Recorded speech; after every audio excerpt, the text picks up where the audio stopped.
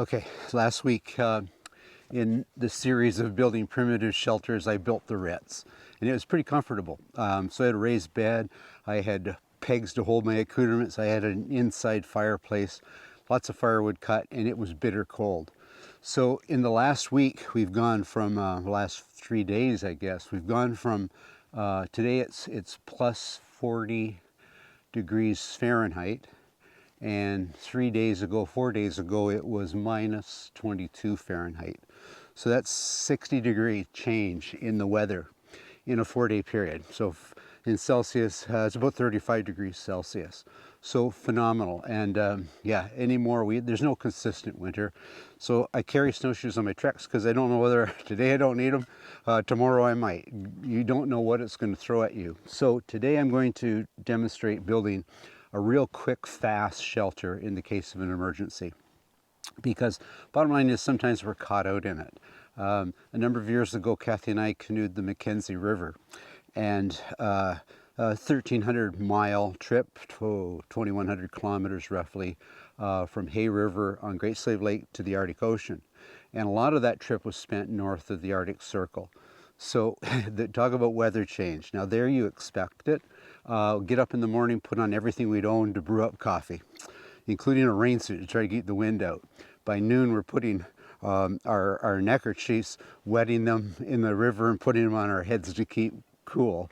And by 3 o'clock in the afternoon, we get a snowstorm with the snow blowing horizontal. So, but we don't normally expect it here. But the bottom line is you got to be prepared. So I'm going to demonstrate building this shelter, probably the simplest you can do. And this is real time. Once I start, you're going to actually see how long this takes me, start to finish. Now, I'll work at fixing it up a little later, but this is just to get in out of the weather, assuming this was a horrible day. And today, like I said, it's 40 degrees Fahrenheit and the sun's shining. So one wouldn't really need it today, but this is I guess a demonstration of how quickly one can actually build a shelter. The other thing I'm going to do with this, I got a tarp with me, so that's the only thing I have. I'm not going to use any cordage, except one would need, you could use your bootlace if you had to. I could take the cord off my canteen would work, and that's all I need, a single piece of cord cut into a few pieces to tie a couple of knots on the limbs that I'm going to use. And let's see if I can get a shelter up and how quickly I can do it.